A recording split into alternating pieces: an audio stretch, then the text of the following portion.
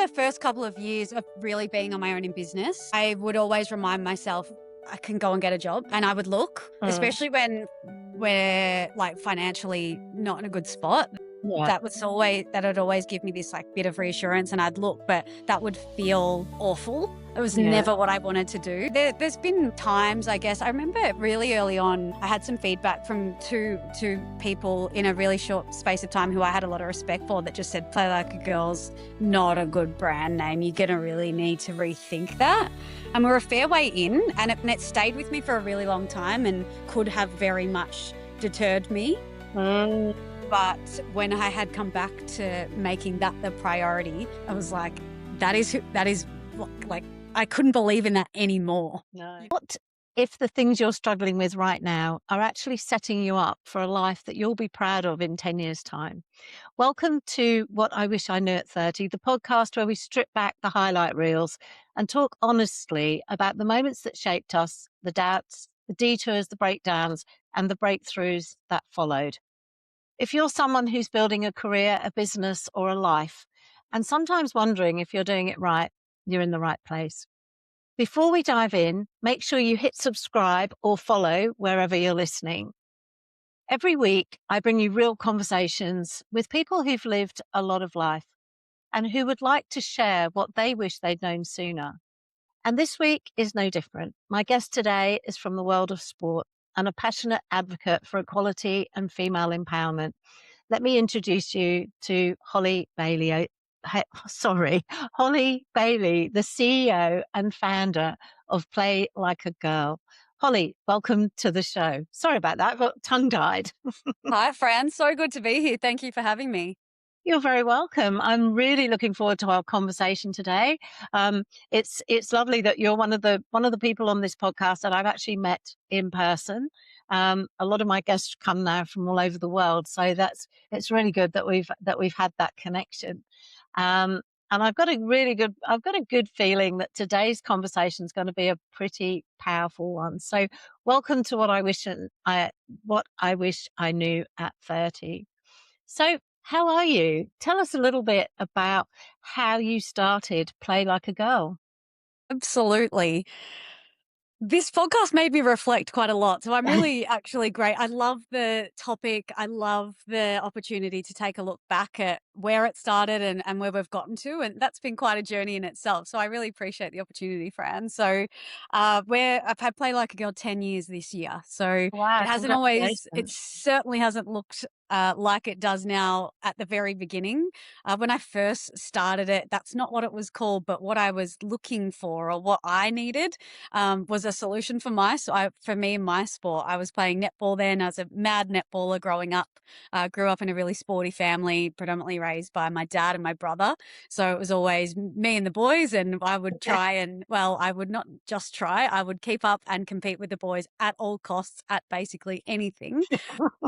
So I would follow Dad to cricket and footy on the weekends, but it never really occurred to me that I could play those sports. So I went and played netball, which was the more common choice. But I absolutely fell in love with it. I loved netball from the second I stood on that court. I just loved getting out there to play and compete. So from the moment I got on that court, I still play now. So I've never stepped off. And I played in as many teams as I could. And Dad he was raising me on almost on his own and running a business and trying to drive me around the countryside after I pick up more and more teams. And where netball, I had been a real competitor. So that kind of started to get me put in higher grades, different teams, which was awesome. However, given the environment that I grew up in, it was very much win at all costs. You are out there to try and be the best. And if anyone gets in the way, then you need to remove them from the situation. So for me as a young little player, that doesn't always work well in a team environment, that's for sure. So I love that the boys in my family certainly taught me to be tough and to compete and to get out there and give it everything that I've got. But as a young girl growing up in sport, there were some things that I needed to unlearn to be able to play better in a team. And where that really showed up a little bit later, I've been playing at different levels and got into some great teams and playing at a reasonably competitive level. But then I probably thought, this is about the level I could get to. I'm not sure that I'm not the tallest girl in the Yeah. world. So I thought, Yeah. I'm not going to play for the country, but I'd like to feel like I could.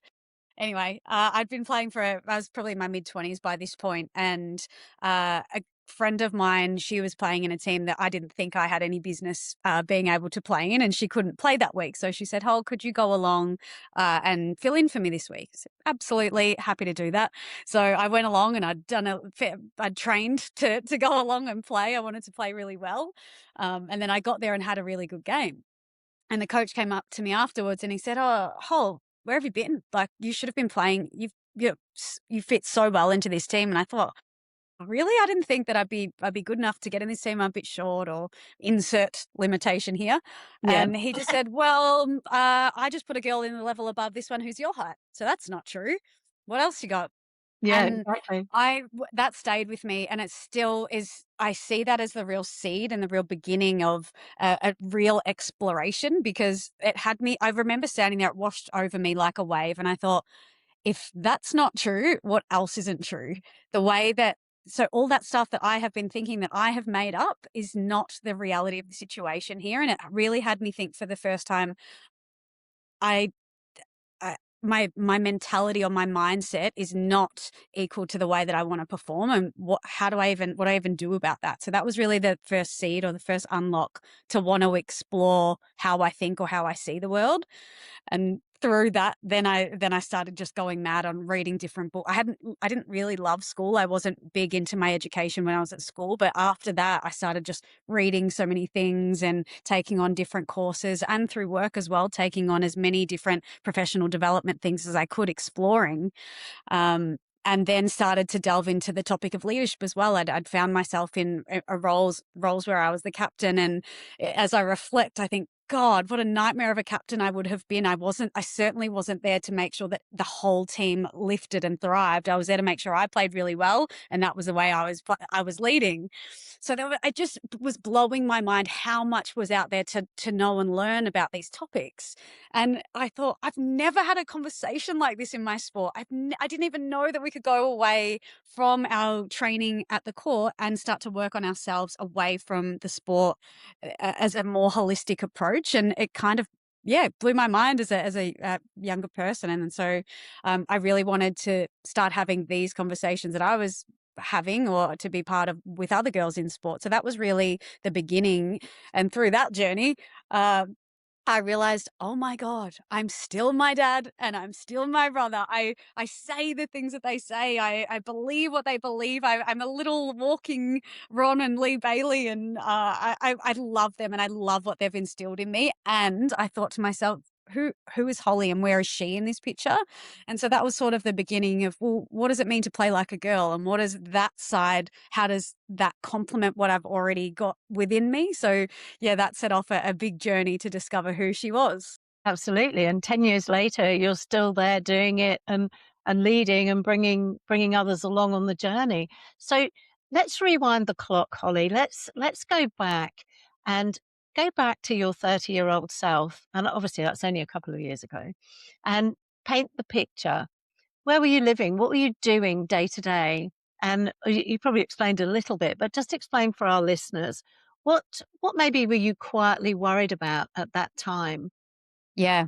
I was living in St Kilda East. It wasn't I had recently separated from a partner that I had been with for a couple of years. I felt that we had sort of grown apart a little bit, and I was really wanting to pursue my career and my business. What was in this business thing for me, I wasn't too sure. So I was kind of going in this other direction. So it was the first time I was living on my own. I went just before I turned 30. I went overseas to Europe for a couple of weeks, which I'd never gone overseas. I think I've been to Bali before, but I hadn't done a big trip because I'd always been committed to my sport. So I'd never stepped away. And I remember I was on the plane landing in the Greek islands. I just had tears in my eyes thinking, oh my God, I did it. I can't believe I did this. This is amazing.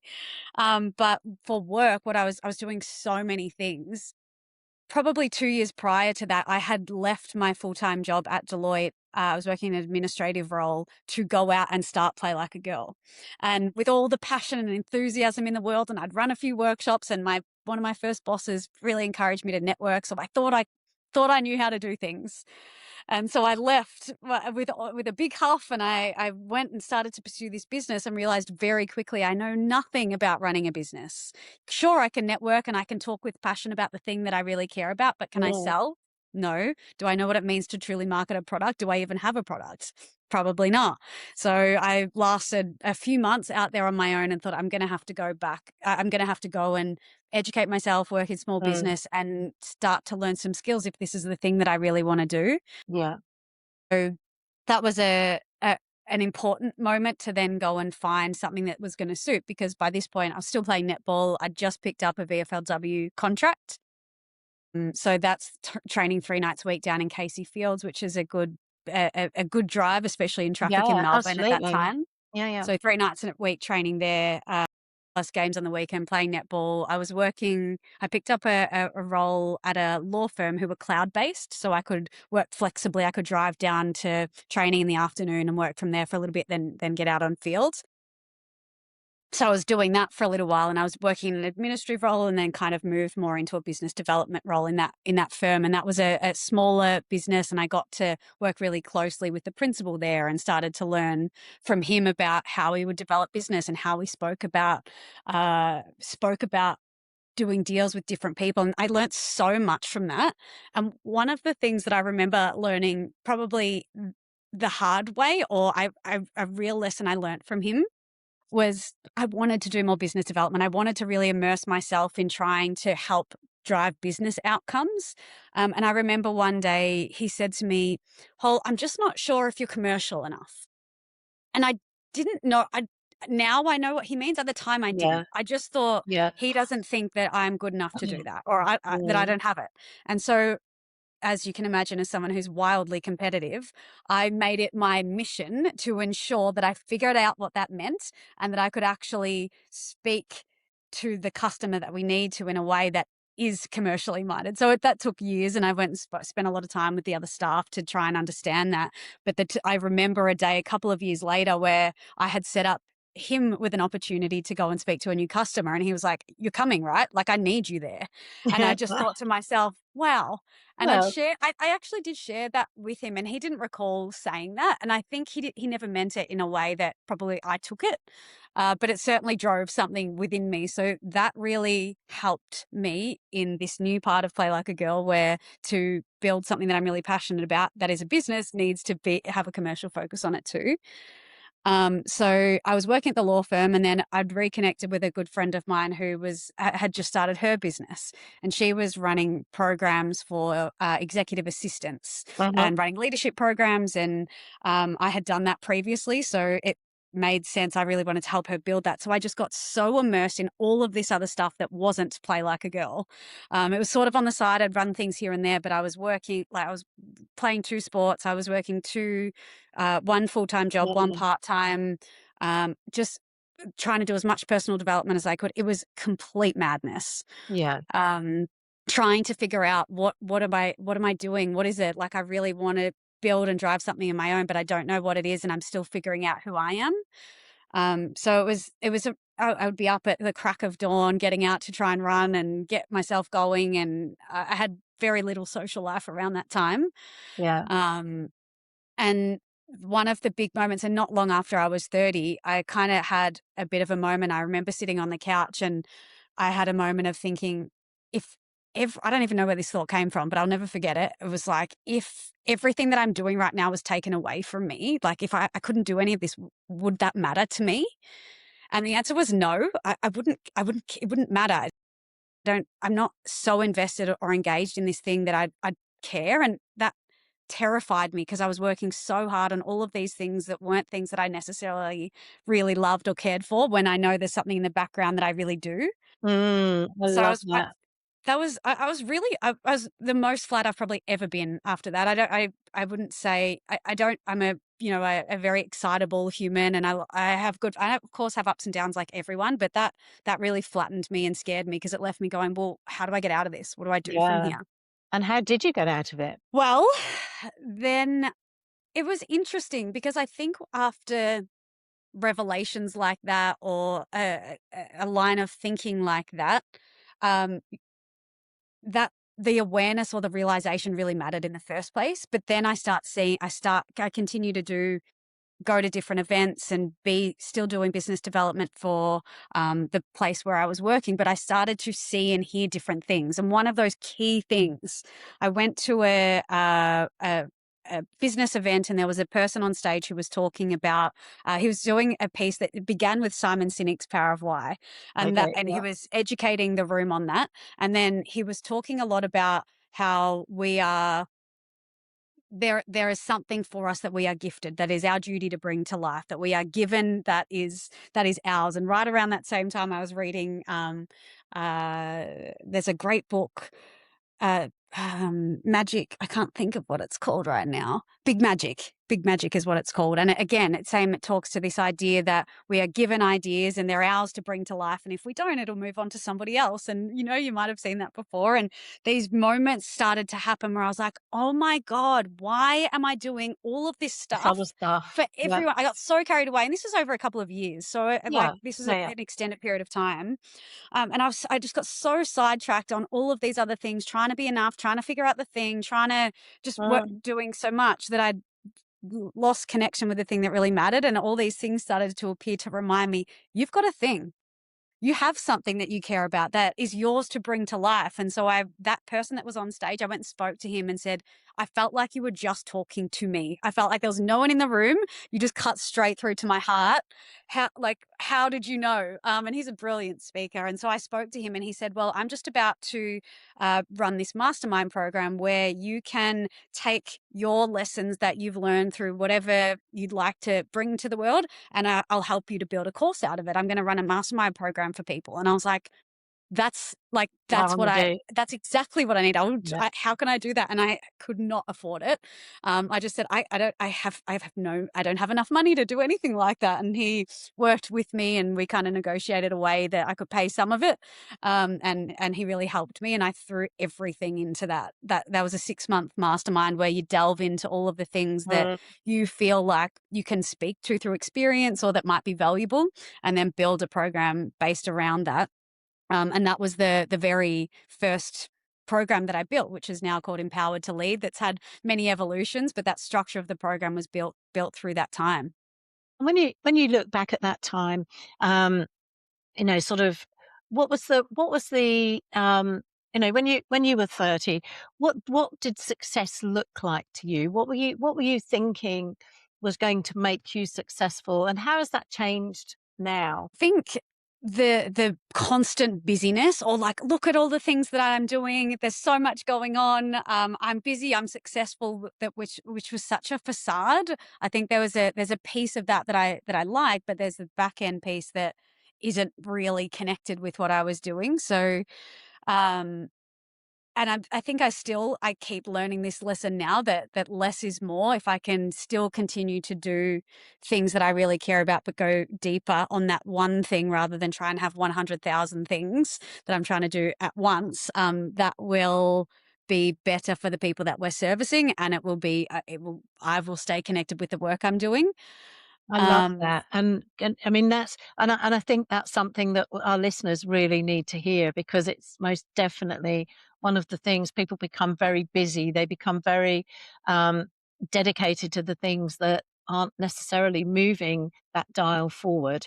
And part of that is not knowing what to do next. The other part of it, I think, is just the distraction. And when you become absolutely clear on what you're here for, what your purpose is, that whole alignment, as I think you were describing, you suddenly went, yeah, that's what I need to be doing. Definitely. And I would be lying if I said that that was an easy thing for me to do. I get like so passionate and so excited about all the things that we could possibly do. So I have journal. I'm a mad journaler. Even in preparation to speak to you, I went back to my journals, Beautiful. back for when I was 30, to see what I was writing about and what I thought was really important then. So I have that opportunity to do that. But the reason I like to do that is ask myself, what am I actually focused on? Because there are so many distractions now. We can be distracted by so many things, and we have to be very diligent about that focus. And so I find journaling a really great way to keep myself accountable and to keep an eye on how far off track I've got from the thing that really matters. And I've got now some great advisory around me that also help. They know I get excited. So it takes work and diligence to remain focused on the thing that really matters, because now that I'm building a company, that I just get to do a whole lot of stuff within my own bubble, which that's the thing, Fran, that I wish that I knew when I was 30. That's one of the things that I wish that I knew, that you're actually on the right track here. Yes, there's a lot to learn, but the sooner that I could have started working on my own thing or stayed dedicated to my own thing, that's what I wish that I knew then. That's one of the things that I wish that I knew then. So if I think about, if you've got an idea or something that you're really passionate about or something you want to explore, the sooner you can start to do that, the better. So just going back to that point, I mean, if I'd met you back then, I mean, would you have said you were like really confident, or you were just kind of convincing yourself you were? And I think this is a really important distinction for our listeners to understand. I would say that you would perceive that I am very confident, but I I love think that. internally that sense of self-worth, or um, that need to sort of, I think about this, or I still work on this, and I've done a fair bit of work on this in the last couple of years. uh, it was always about trying to be enough. I've got to do more because I'm not enough, or I've got to look like I'm busy, or I've got to be at this event, or I've got to do to appear that I am enough. And I think behind the busyness and behind the rah rah of all the things going on, there was a real lack of that, a lower level of self esteem that I would really like to people to know. I like to think that I'm confident. Some things I'm wildly confident in, and some things I'm really not. But I wouldn't want, I don't like, that then probably I wouldn't want anyone to know about. Whereas I think now that would probably be another piece of advice, to start working on that sense of worth as soon as possible, and that belief in self, and that because that not enoughness drives so many things. That can drive just overwork to burnout. It can drive like it can just be so destructive. And I still catch that quite often, but have a really good awareness of, oh, hang on, that's taking the lead now. My focus is off. The focus has got to come back to, if this deal goes well or not, I'm enough as I am. My worth is inherent, those types of things. And I think those reminders, I'd done quite a bit of work, especially last year, on needing to keep up with the growth of the business. I need to be confident walking into different rooms now. So it comes with a new level of, I want to have a new level of confidence. And that doesn't just come by pretending, that has to come from within. Yeah. So Well, that's and been, experience. Yeah, yeah, and, when you look at, the experience that you've had sitting on boards, all of those things are really important to, because it gives you it takes away that insular, experience of being in your own business. It gives you that breadth of experience where you're actually having to communicate with other people. And I'm sure as well, the partnerships that you develop, all of that stuff, everything is you're learning all the time. all Would you of the agree with time. that? Mm, Yeah, all of the time. Absolutely. That's very true. yeah. And what was something you were absolutely certain about at 30, but that you now realize you probably had completely wrong? How much time have we As got, long as we Fran? got as long as How you like. This is our show. We can stay here all day if you'd like to.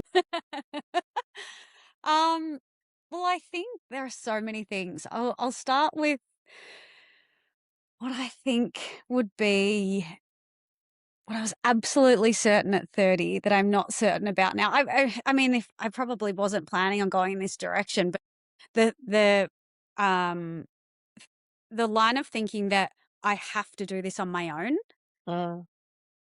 Mm, That the only way that I can build this business and do all of these things is that Holly has to be the Lone Ranger pursuing it. I can't do it within relationship, within friendships, and I think that is utterly incorrect. I maybe did not have had the skill set, I'm really Um, glad that you now know that that's not true.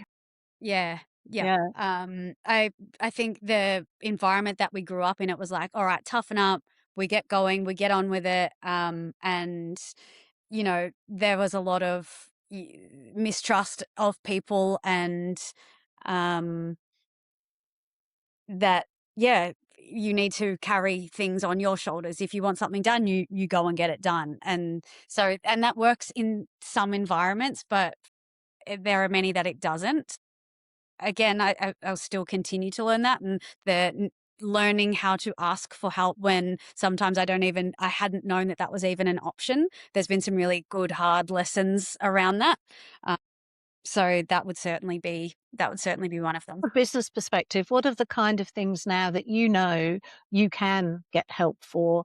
And, how does that help you align your business in actually taking your business forward? Oh gosh, the biggest standout.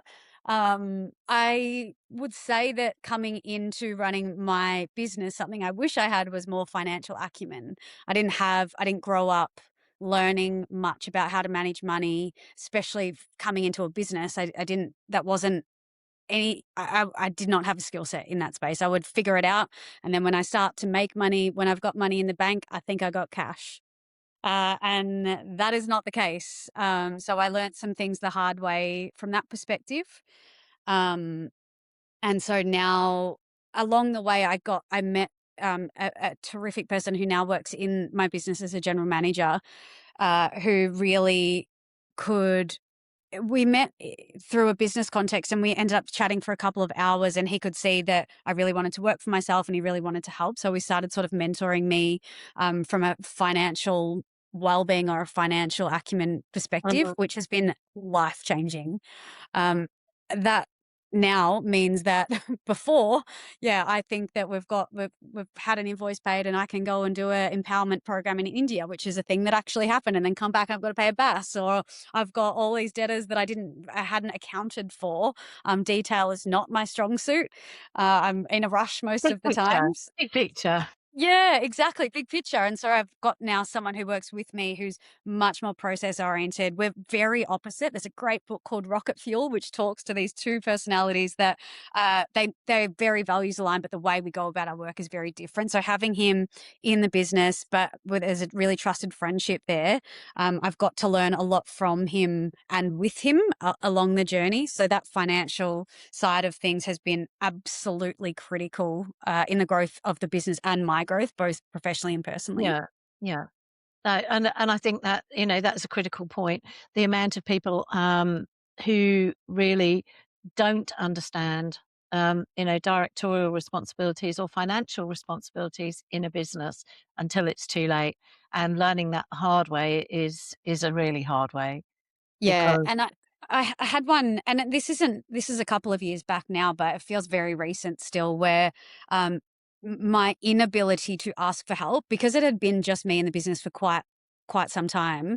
If mm, we were running low on money, I will just figure it out. Like it's only me. So if I don't have much to pay myself, or I'll have toasted sandwiches, or yeah, yeah, I will figure it whatever. out.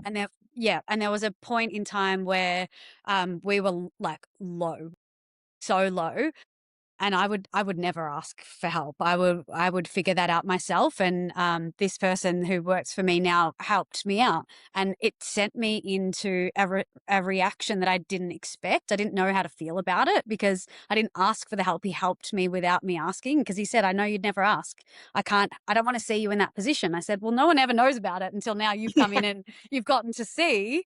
And that had me reflect so much on my response. Like, why is it so difficult for me to ask for help, and what is the cost of that? And that whole opportunity to observe myself respond to a situation where someone stepped in because I needed help, who cares for me, who understands the situation. And I responded in a way that shocked all of us, really, me and him. um, had me really reflect. And off the back of that, then in the business, a little while later, then we started to look at, well, how do we bring more people in? How do I get more help, and really loosen the knot on that rope, I suppose, because yeah, like the business doesn't get to be what it deserves to be if I'm the one Controlling it. controlling it. Exactly. Yeah. Exactly. So, yeah, that was another important, interesting lesson.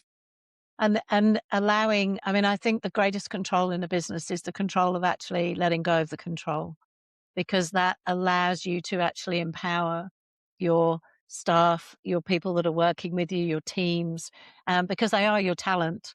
And, you can bring the big picture, but the rest of it and how, when they're empowered to be out there as well, suddenly you get this scalability of, people who are capable, and they were before, but when you're over the top of it, it's a very difficult thing. So, was there a moment, sort of in time over that, and we've probably touched a little bit on it, that sort of felt like failure or like rejection, or that everything was about to fall apart, everything was going to fall apart? And what was the internal battle in that, while you were trying to keep it all together? Yeah. I can think of one that's, again, not too long ago. That, I mean, I feel like that is business. There are daily things that don't go the way that we thought they might, and equally there are so many things that happen that I pinch myself about every day. Yeah, So I just, yeah, there's so many things, but one, it's quite a personal one. Um, and it relates back to what we were talking about, particularly around that sense of worth, or that feeling like I might not deserve, to make a bit more money, or to have a bigger business, or to have these partners. Um, Again, just one of these moments of sitting still and having a thought come in. And I thought to myself, what if I get everything that I wanted? What if I've got a vision board, that I've got all the things that I really desire? What if I get that and I still feel how I feel about myself now? And that was thinking I don't deserve it, feeling like a fraud. I must have been knocked down by something that day. I don't know exactly what that yeah, was, but yeah. that question, and I shared that with that was a really, again, a really important moment to go, you really need to start building a better connection with myself. Mm. I know that it will have a significant impact on the business if I can't get up to speed with who I'm becoming and keep working on her, because the business can't grow if I'm not growing.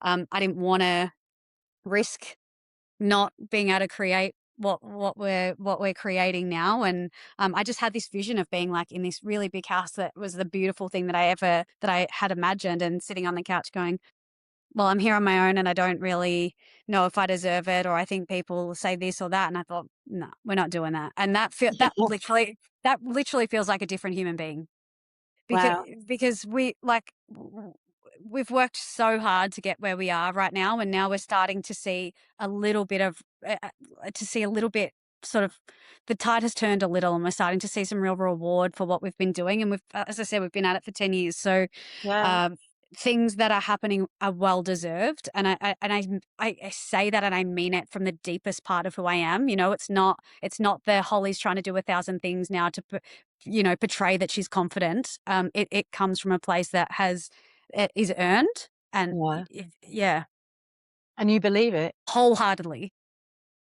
Well done, you. And I think, that's something as well for our listeners. It's about really celebrating those wins. And you hear that in in a lot of these motivational speaking, you think, but actually it's really critical. And as you say, when you're journaling, we tend to, I know I started journaling and I was journaling on all the bad things. And I thought, hang on a minute. No, we're not gonna do that. We're actually gonna turn this around. My journal's only gonna be positive, because, when you've become a visionary, when you've stepped through what you've stepped through and you've built, a movement as you have, those are wonderful achievements. And, I think as women, we do tend to play down. We do tend to sit in that whole space of, we do things through a duty, or we do things, but we don't actually, we stay humble. And which I agree in some, and the Brit in me is always going to have that. But I think there is definitely time when and every day where, really just celebrating those wins that you've made today, because every new day is that lived experience. And we miss the opportunity to build momentum off a win. If we Yeah, just sort of get on to the next thing, you're like, hang on, there was a moment there to celebrate, to enjoy, to live in for a moment. And that breeds energy and that breeds momentum. And I feel like for us, when my energy is high and, it attracts things come in. So that definitely. becomes a real duty of mine to make sure that I'm taking care, that business is prioritized, but also so is things that I enjoy doing outside that keep me really fulfilled and happy. But I agree. I catch myself occasionally will walk away from a conversation after someone says, "Oh, how's things going?" I'm like, "Yeah, they're good." And I don't sort of say too much. I walk away going, "Holy hell, things are amazing. What are you doing?" And so what, like, I could have just blown their heads up with Oh how my much good God. stuff's going on. So now what I make sure I do, I do it in, I'm trying to get better at doing my evening journals, to do my daily gratitude of what are all the things that happened today. Yeah, Um, and so that if I meet someone and like, how are things going? Then I straight can get into, great, this is what's going on, and have some good examples. Um, fabulous. yeah, we got to live in that, We do, we people do. in, Because yeah, because it actually it creates the endorphins as well, which, and the more we stay in that feeling of having a win, the more addictive it becomes. And then we notice it, we build on it, and we do more of the things that actually bring those in. And you're absolutely right. Raising the vibration um, actually brings in opportunities. And that's just, I think, a universal thing, and it's something to really remember and build and be really intentional about. absolutely, absolutely. Sorry, I've got some, I'm That's all not sure if right. you can hear the dog going I berserk can, here. yeah. Yeah, I apologize for that. She often No, makes don't worry. herself known. It just proves we're live. We're not bots. We're not bots. So Exactly right. looking back at, like, those experiences of, sort of feeling, was there a point where you nearly gave up? I think for the first couple of years of really being on my own in business, I would always remind myself I can go and get a job, and I would look, Mm, especially when we're, like, financially not in a good spot. yeah, That would always give me this, like, bit of reassurance, and I'd look, but that would feel awful. It was yeah. never what I wanted to do. Um, there's been times, I guess. I remember really early on, I had some feedback from two people in a really short space of time who I had a lot of respect for, that just said, "Play Like a Girl's not a good brand name. You're gonna really need to rethink that." And we're a fair way in, and it stayed with me for a really long time and could have very much deterred me. Mm, But when I had come back to making that the priority, I was like, that is like I couldn't believe in that anymore, you no, know?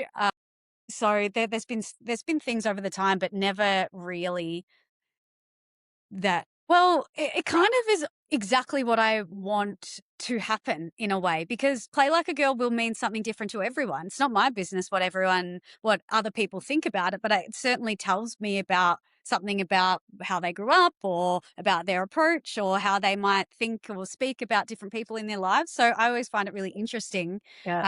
when people will have different things, and it's evolved for me too. When I say it and when I feel it, Play Like a Girl, absolutely. Watch me. Like, I love that. And I feel so empowered. And I think it is just like the best, most, like, the strongest thing that you could possibly do in life. So I wear it as a badge of honor, and I love it. Then I had someone who I worked with at some point said to me, "I think of it more like when you play like a girl, like a kid again, and you allow yourself to just play simply for play's sake, for no other reason." And what a beautiful energy that is. I love that. So I love that way of it. And of course, there's been times people use that as a derogatory sledge, and they'll say, "You play like a girl," and I'll go, "Yep, absolutely." And so there are so many things. I'm not the boss of it, but it's always an interesting conversation starter, which in those moments, I did not have the confidence in those rooms with those two people to say, why does that mean? Like, what is it? What is it that sparks something in you? Or tell me more about why you feel that way about it." Or like, I didn't get curious. I felt, um, yeah, I got defensive, or maybe I just got, uncertain in it, because Mm. I wasn't certain in me and in it then. Now it's very different. Um, I love that. It's very different. yeah, I have so Bring many it on. examples of different ways that people will use it and say it to me and share their thoughts and feelings, and I will share mine too. Absolutely. And that's all we can do is say thank you very much for your opinion. I really appreciate it. And Yeah, I'll, you know, yeah, disagree or whatever, but or not even say anything because it's actually not relevant to your pathway. And I think that's something that, a lot of entrepreneurs, people coming into business, know that, and generally it's the people that they know, love, people close to them that will actually have those opinions, which at the time hit you yeah, absolutely, sort of will really hit you in the gut. It's that feeling that someone doesn't approve of what you're doing or thinks that what you're doing isn't a good thing. And that's a big thing to actually have that courage of your conviction, and it is courage. And also staying curious because it, as you said, it's important to understand or appreciate their perspective, and then what you do with that reflects more on them. Really, it's nothing to do with your pathway.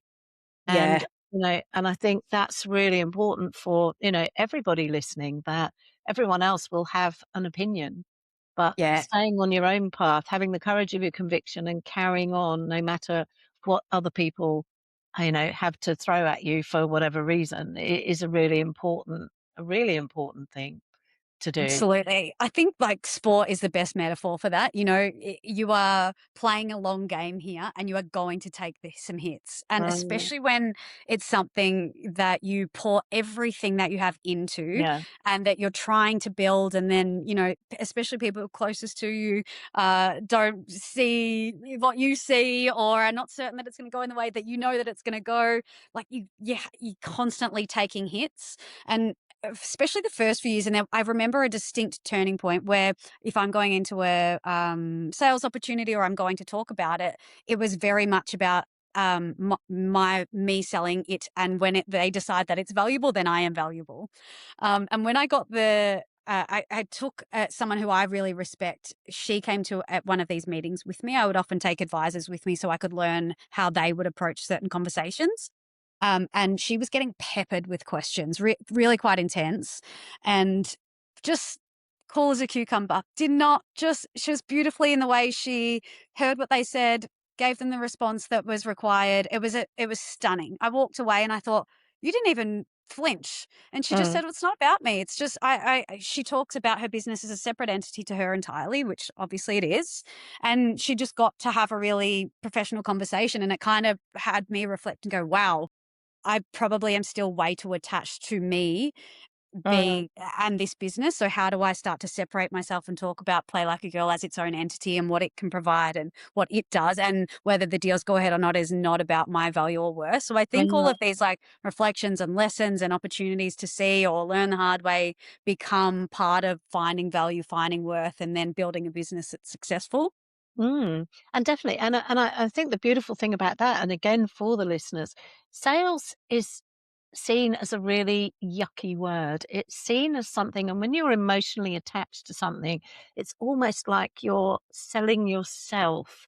And when that change happens, that you actually realize that what you do is valuable, that what you are offering someone else is valuable, and you don't take it personally when they say no, or they don't say anything, or they don't sign up, or they don't join. That's fine because actually it's not about you. And I know that when I'm coaching clients and in the business world, that is one of the biggest things. People say, "Oh, but I don't like sales." It's like, well, you're in business, and unfortunately, you really are going to have to get your head around what I call the MMA, which is the, back to sport, but it's the money making activities. Because if you haven't got your head around them, but it's not about you, it's about you being able to help others and serve others. And when that changes, it's a different, it's a different thing. Would you agree Fran, with that's that? such an important conversation. So, so true. The that phrase or reminder, it's not about you. Or I'll say it for myself. It's not about me. I would use that when I played sport. I would use that playing netball. If I'm playing grand final or I'm playing something that I feel strongly about, the reminder always became, it's not about you. It's not about you. Get out. I'll get out there and play well. It's like I'm the least important person here today. Just get out there and do the thing and make sure everyone's taken care of. And then if I've got a big speaking opportunity, same again. It's not about me. This has nothing to do with me. I am there to like speak about what we're talking about and make sure the audience has a great experience. It's not about me. I love that reminder.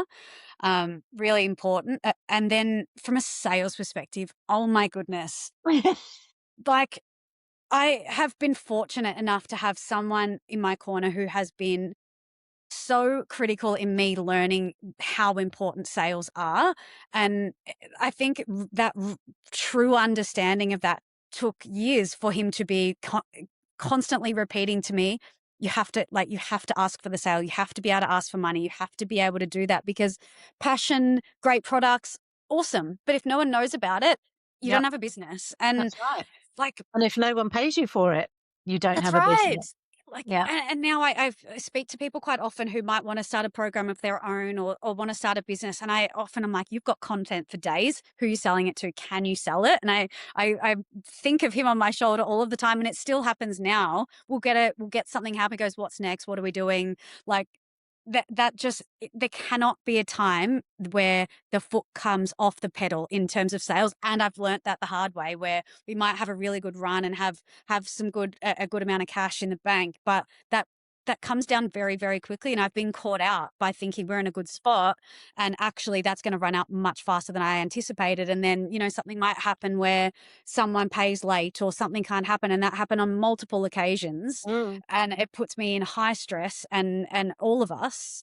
And so that sales piece now is just like, if that's all I can spend the majority of my time doing. So like that's how we get to talk about what we do. It's like it's so important. And yeah, I get that it's icky. And now I just couldn't be. It's like it feels silly to say I'm a believer in it because it's just business. We have to be able to Yeah, talk money. We have to be able to sell. That is like the most critical skill. exactly. But it's only difficult when it's intrinsic, when you're actually thinking about how do I feel? When you actually know that you're really fighting for that client and you know that exactly what you have to offer is going to change that person's life. If they're not ready to accept that, that's okay. That's not on you.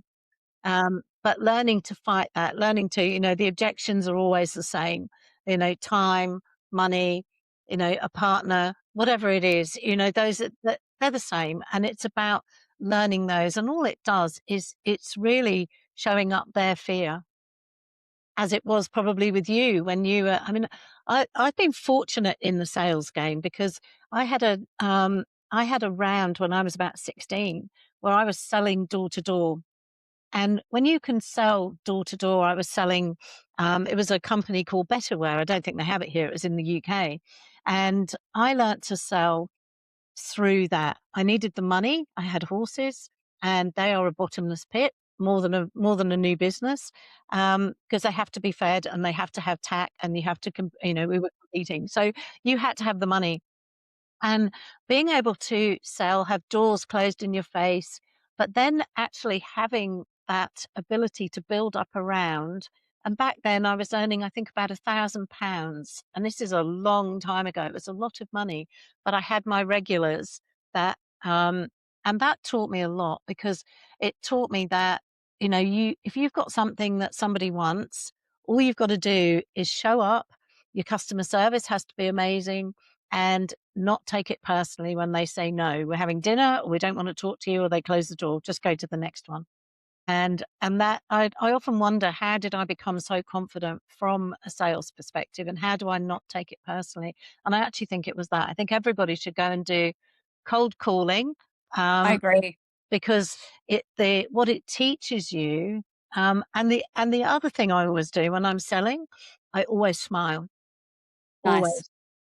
When I'm on the phones, when I'm doing, because it's an attitude and it's anyway, that's me. I couldn't agree more. I think that as early as possible, if you can get into a sales job, that is going to set you up for so Yeah. many things. And now, if I meet women, especially women who are good salespeople, I'm hanging on like there's no tomorrow because they are unicorns in this world. They are. So yeah, yeah, They that is are indeed. such a skill set. Yeah, no, definitely. But one that every entrepreneur needs to needs to build those skills because it's very difficult, as you said. A salesperson, there's a lot of people out there on the internet that say, "Yeah, we can do this, we'll guarantee," and you'll get to the end of 90 days and you won't have read the small print, and, it's sort of you've gotta do it. And any business, it's your the founder and the director's responsibilities to have that money coming in, not to sit in the back in Canva doing all the video posts and things like that, which is great because you don't have to think about anything there, you can do that. Yeah. But yeah, moving into that sales arena and that sustainable sales arena is so important. So, Holly, if we went back again to when you're 30 and you could sit across the table from your 30-year-old self, what are three things that you would want her to truly understand? Not just hear, but to truly understand. Would Okay, 3 things. One of them is you're on the right track, follow your passion. The sooner you can start on that, the better off you're going to be. So that would be my number 1 thing. Number 2, I had thanks to this conversation, had the opportunity to go back and read what I had been writing, and I was like, "Wow, I can't believe I was thinking some of those things." I just thought I was just trying. I was thinking about so many different ways that I could help these other businesses thrive, and like all the different ideas that we could do. And I just thought there's such great stuff in there. I really enjoyed some ridiculous Brilliant. stuff, but some great stuff. And I thought, uh, keep that alive, but focus that in on the thing that you really care about. Yeah. That I think there was it sounds a bit silly, and I will just do the tall poppy thing, but there was a lot of wisdom in there and a lot of Oh, um, great reflections and really powerful stuff. And I really enjoyed I enjoyed some of going back. That sounds conceited or not, but not at all. um, I think it's important for this conversation because, you know, when we to know is not enough. So back then you knew, but you didn't have maybe the courage or the confidence to yeah, actually act on those things. And I think this is the whole crux of this podcast. It's, because if we can share just, a few little tips and insights there as to, as you said, follow your passion, because the longer you leave it, and you've had the benefit of hindsight to be able to go back there and actually look at those journals and, and to be able to go, wow, well, I actually did know back then, but I didn't take that step. yeah, definitely didn't have the confidence, and like just so much self doubt, and wasn't sure about anything, and so would overdo everything. So it's nice to it was really lovely to go back and read that and see that, and Mm, that builds confidence here at this age. yeah. And then the third thing, again, it's probably very similar or in the same vein, to really trust. Well, I trust how I'm feeling. If I feel something's not right, if I feel frustrated, if I feel excited, that it's really important to feel and explore that. Because often when I don't trust that, I'll look back and go, "Knew that wasn't right," or so, And so I think that intuition really matters. Um, yeah, so I think the key theme across those things is probably trust. If I was to summarize, trust in yourself. Like I'd rather back myself and fail at it than not have had a go. Yeah, no, I agree 100%. And I mean, when you think about that now, I mean, how do you build in that time to actually sit with those feelings? When you're maybe not certain about something, how do you connect with your intuition? I have a few different practices. My morning is my time to prepare myself for the day. I've recently reflected on that because I was trying to fit too many things in, and then I was beating myself up about not doing that. So I've really stripped that. Everything at the moment in life is less is more. So I'll have my walk in the morning, and I'll write. journaling is a massive thing. So if I'm feeling angry or upset or anything, I'll usually hit the journal and at least get it out. But I had been working with a coach last year to constantly come back to sit with how I'm feeling in my body. So it might just be I just either need to sit in the car and just be with myself for a second and ask myself how I'm feeling, or it might be sitting down and doing a meditation. Or sometimes if I get a little bit slack on doing that kind of thing, I really like to go to events, little retreats or 1 day retreats or things here and there where you're forced to look inward or forced to reflect.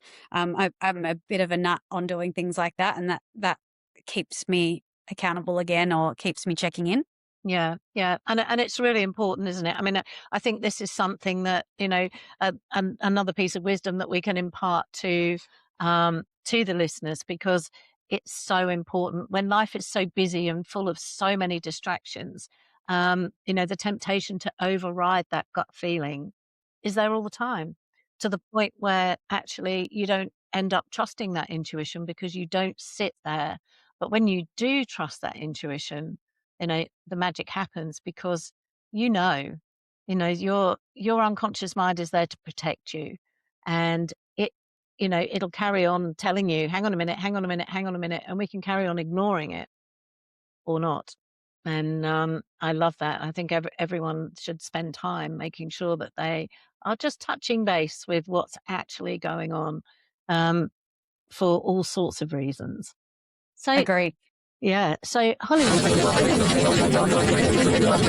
today, and you obviously work with a lot younger people. But do you think that people in their 30s today are under more pressure or just different pressure? I think different pressure.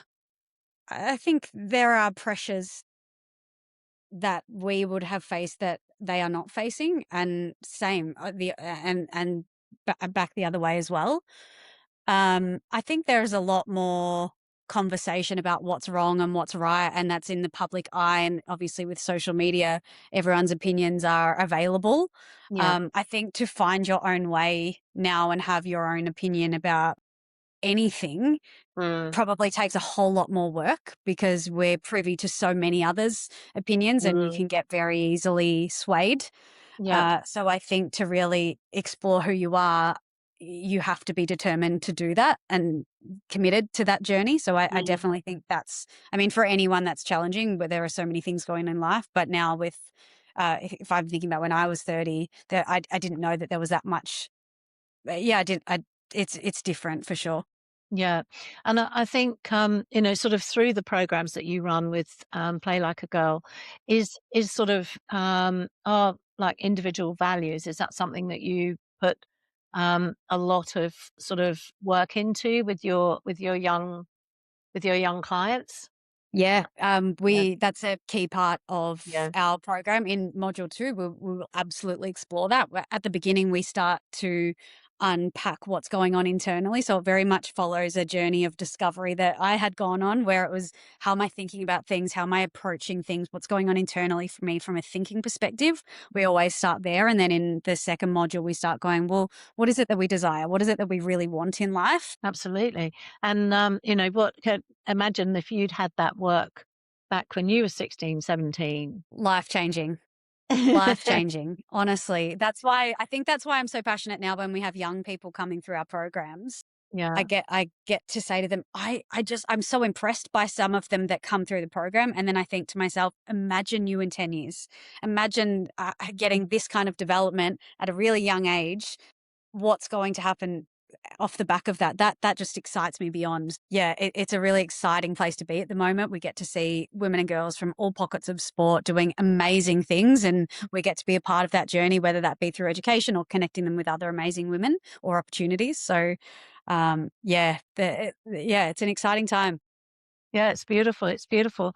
So, what's the sort of mindset shift that changed everything for you? Not something that changed sort of overnight, but it did change permanently. Believe when I was younger, I didn't understand that thinking, the way we think and approach is something that we can work upon. Even that a mindset is malleable, that we can change it, we can redirect it, we can learn to improve that. That was way outside of my awareness growing up. I thought the way you go about things is who you are, how you do things, that's it. And it never occurred to me that you could start to learn to think in a different way or start to approach different situations from a different place. And so that's why I just get so passionate about how, like, we can work on our mindset. That is something that we can develop. And so for me, the thing inside of, from a mindset perspective, that where do we focus? What are we focused on? What matters most now? That becomes such an integral part. So we have more control over how we think and how we approach things than I think we're given credit for. Yeah, I love that. And we, I think one of the things as well is that we all have choice. Totally. We may not have the courage to always make choices, but we always have choice. I 100% agree. And if we go back, what's the best advice that you ever received? And were you ready to hear it at the time? Um, I always amuse myself with that because feedback is, there's so many things about feedback that can go wrong. It's got to be the right time, the right tone, so many different things for people to hear it, or people who tell you 100 times until it really lands, which happens for me quite often. Um, um, what is the best piece of advice I've ever received? I think it would be this. You'll love this. One of the best pieces of advice that I was given when I'll say failed, when when I'd started Play Like a Girl and then felt like I didn't have enough. I didn't have the skill set. I wasn't quite ready to launch this business. So I'd gone back and done other things. Then I was ready to go again. I felt like I had this. I was in a way better place. One of the people that I'd met along the way said to me, Holly, I think it's a really good idea that you set up an advisory board at this point. And I had no runs on the board. I hadn't done anything yet. I hadn't sold a thing. And he just said, I think there's something in this business. Here's some stuff to go away and read, but I suggest that you do that. And I thought, okay, well, this feels embarrassing and ridiculous. But a previous piece of advice I'd got, which just comes to mind, when I was maybe 19 or 20 with one of my first bosses, he said to me, Hol, I think that you should start networking and start to meet people. I think he was trying to bring me out of my shell a little bit. I was head down at work, just kept to Yeah, myself. And so he encouraged me to start networking when I was quite young. So I got used to eventually going out and meeting people and having conversations with people that were from all backgrounds, all yeah, ages, and that has become such an important skill. So that advice from him was really integral, which led to when I got the advice about advisory board, I had gathered so many people that I thought I could think of a whole group of people that I really admire, that I think are really successful in their own right, that I've built relationships with, that I could go and ask. And now, as I reflect on the last few years, that has been such an important part of the growth of this business, and having trusted, reliable people who care about me, but care about the growth of this business, who mm. also all have daughters, which I didn't know at the time. Ah, Um, so they have they're invested, so that has been, yeah, a really important to people that I've come along, that I've met along the way, that have been really important and given me really important advice. brilliant, fantastic. And that's the way to grow, isn't it? Allowing other perspectives, looking at different options, looking at things, but also bringing other networks together. I mean, network is so important when you're an entrepreneur and when you're out there running a business, because you can become so insular, and you never know who you're going to meet. So Oh, that's right. That is yeah, so that's true. and also when this has actually been topic of conversation through a number of the podcasts. From a communication perspective, like one of the greatest skills that you can learn is being able to work the line, as we call it. But being able to talk to somebody in the street, or the cashier at Coles, or being able to, to walk into a boardroom and hold your own, or speak on stage, having those levels of communication is a skill which is, it's absolutely immeasurable from a value perspective, because it's so important. It's so important. Yeah, couldn't agree more. So we've talked about the best advice that you received. So now let's have a little bit of fun. What was the worst advice that you ever received? And what did it cost you? I would what we spoke about earlier, the piece around this is a really bad place to start your brand from, that play like a girl is a very negative thing. That would be probably the worst advice that I received. And at the time it shook me, and had me question the brand for quite a period of time before I found my connection with it again and thought, I'm not going to listen to advice like that. I mean, I get unsolicited advice a lot. So, yeah, I've learned to start to filter through that, and I feel like I've gotten much better at it. Absolutely, and it's so important to have that attitude of water off a duck's back, and then actually, sort of think about it and let it sit with, but when you're strong and you know what your values are, and you know what your business values are, and you know what you're doing, it's fine. It's even, sort of, it's like the Mel Robbins, isn't it? So, yeah, let Yes, them. absolutely, it is. Let them Just think let that. them. Let them say that. Yeah, I'm going to do I love this. it. Yeah. Now, what's one belief you had in your 30s that makes you laugh now? Um, I can think of a few, but there's one that when I spoke to you about believing, saying, still being my family, essentially living life the way that I was taught. And one thing my dad would often say, this is such a random one, but he would say things, he would often say about someone who'd go skydiving, for example. He'd be like, why would you jump out of a perfectly good plane? That sounds ridiculous.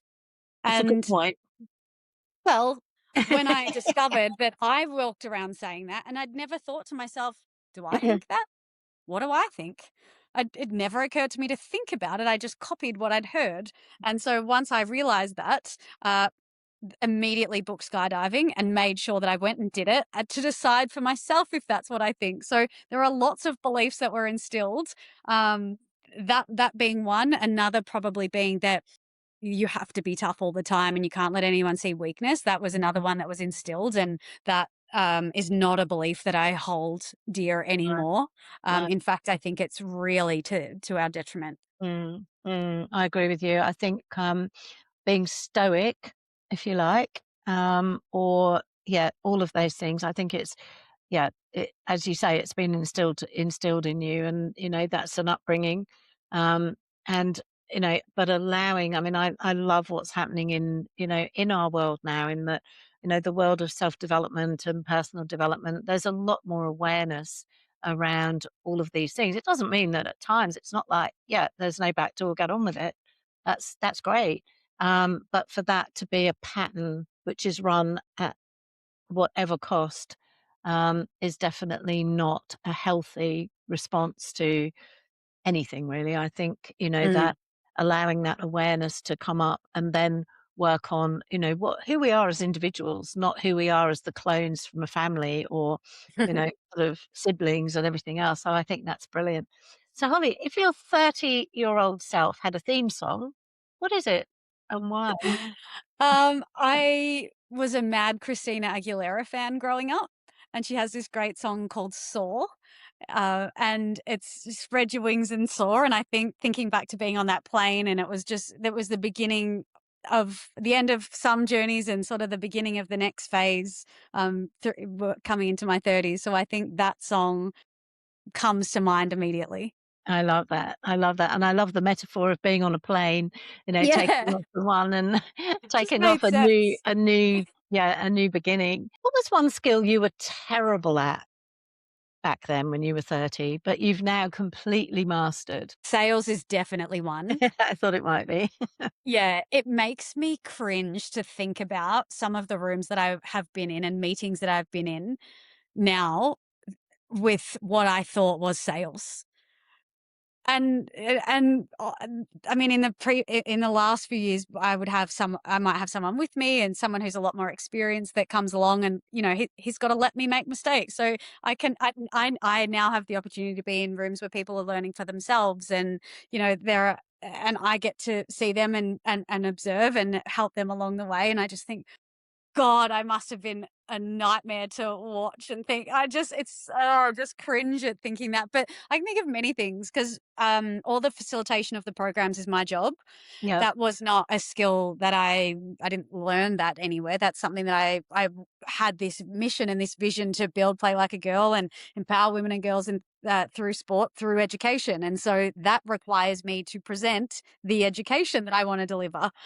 So that I can think of many things and embarrassing moments along the way where I imagined this thing going away a certain way, or it didn't quite work, or yeah, so that facilitation piece at the start and thinking about how I've spoken in different places, cringe again. But I think I like to now just be all of Holly and bring all of the energy, and that's much better received than trying to get it all right. And Yeah, and so again, when it's not about you.